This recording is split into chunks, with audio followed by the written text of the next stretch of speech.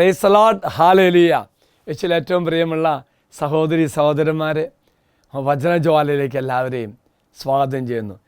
ഈ വചനജ്വാല എന്ന് പറയുമ്പോൾ, വചനം വ്യാഖ്യാനിക്കപ്പെടുമ്പോൾ നിങ്ങളുടെ മനസ്സിൽ ജ്വലിക്കണം, ജ്വാലയായി മാറണം.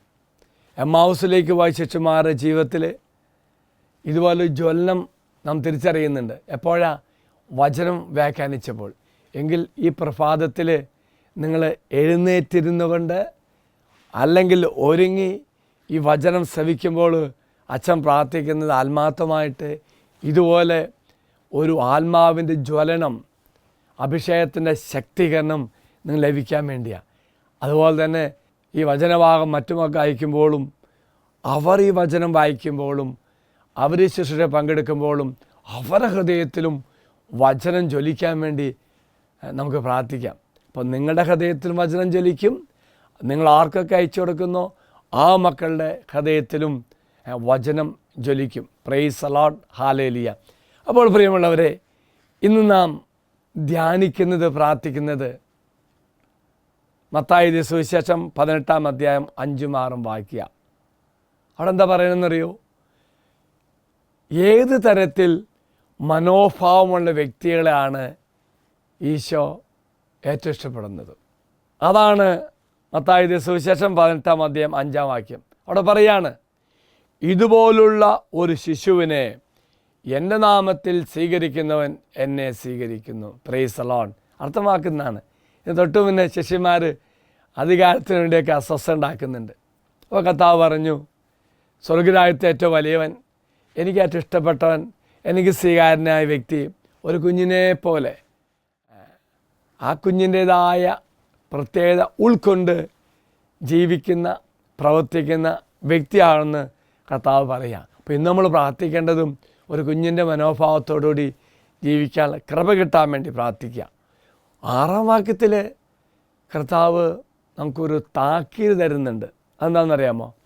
എന്നിൽ വിശ്വസിക്കുന്ന ഈ ചെറിയവരിൽ ഒരുവന് ദുഷ്പ്രേരണ നൽകുന്നവൻ ആരായാലും അവന് കൂടുതൽ നല്ലത് കഴുത്തിൽ ഒരു വലിയ തിരിക്കല്ല് കെട്ടി കടലിൻ്റെ ആഴത്തിലേക്ക് താഴ്ത്തപ്പെടുന്നതായിരിക്കും നല്ലതെന്ന്.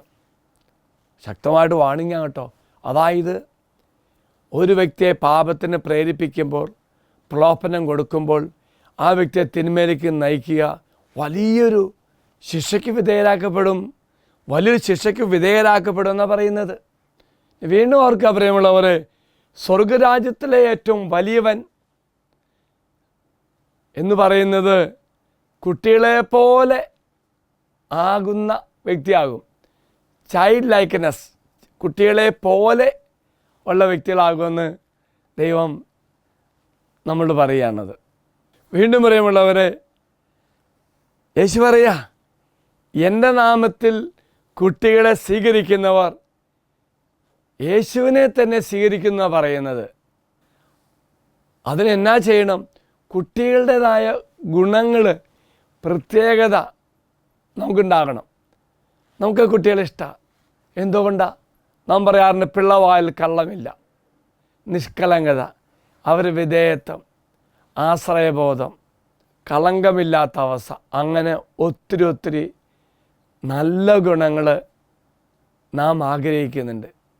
ആ കുട്ടികളെ വിനയത്തിൻ്റെയും ആത്മാർത്ഥമായ അനുസരണത്തിൻ്റെയൊക്കെ ഒന്ന് നമ്മൾ ഒത്തിരി ആഗ്രഹിക്കുന്നുണ്ട്. എങ്കിൽ പ്രിയമുള്ള സഹോദരി സഹോദരന്മാരെ, കർത്താവ് ഇവിടെ കുട്ടികളുടെ രൂപകം ഉപയോഗിക്കുമ്പോൾ ഓർക്കുക, നമ്മളും അതുപോലെ ഉള്ളൊരു മനോഭാവത്തോടു കൂടി ജീവിക്കേണ്ട വ്യക്തികളാകണമെന്നാണ് കർത്താവ് പറയുന്നത്.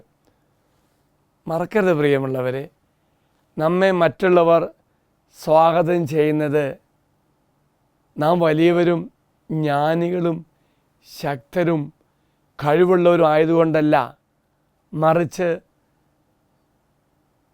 നാം ദൈവത്തിനുള്ളവരും ദൈവത്തിൻ്റെ നാമത്തിൽ വരുന്നവരും ആയതുകൊണ്ടാണ്.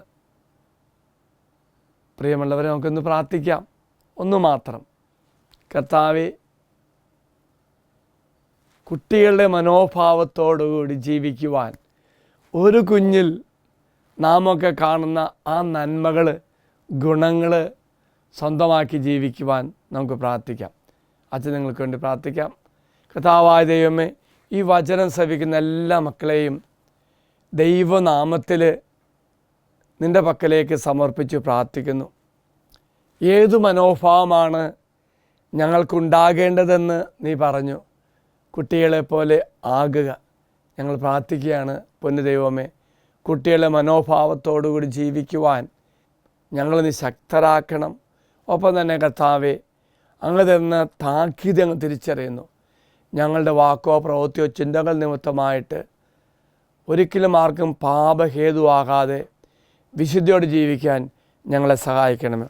ഒപ്പം കർത്താവേ, ഈ ശുശ്രൂഷ പങ്കെടുക്കുന്ന സകല മക്കൾക്കും ഈ കൃപയും ദാനങ്ങൾ നൽകി അനുഗ്രഹിക്കണമേ.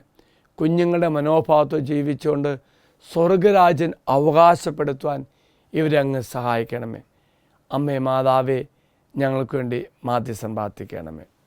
നമ്മുടെ കർത്താവായ ഈശോ മിശിഹായുടെ കൃപയും പിതാവായ ദൈവത്തിൻ്റെ സ്നേഹവും പരിശുദ്ധാത്മാവിൻ്റെ സഹവാസവും നാം എല്ലാവരോടും കൂടി ഉണ്ടായിരിക്കട്ടെ, ഇപ്പോഴും എപ്പോഴും എന്നേക്കും.